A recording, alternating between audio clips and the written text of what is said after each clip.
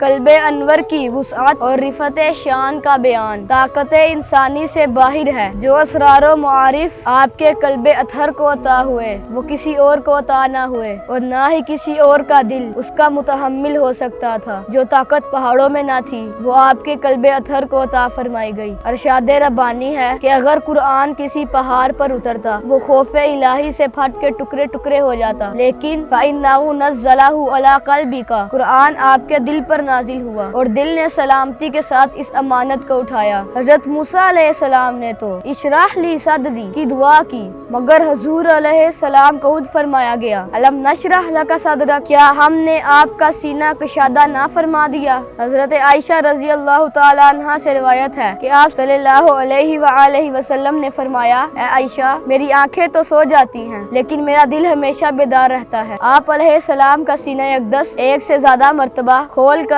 انوار و تجلیات ربانی سے معمور کیا گیا، جس میں بے شمار حکمتیں ہیں جنہیں کما حق خدا ہی جانتا ہے۔ دل سمجھ سے ورا ہے، مگر یوں کہو غنچۂ راز قدرت پہ لاکھوں سلام، غنچۂ راز قدرت پہ لاکھوں سلام۔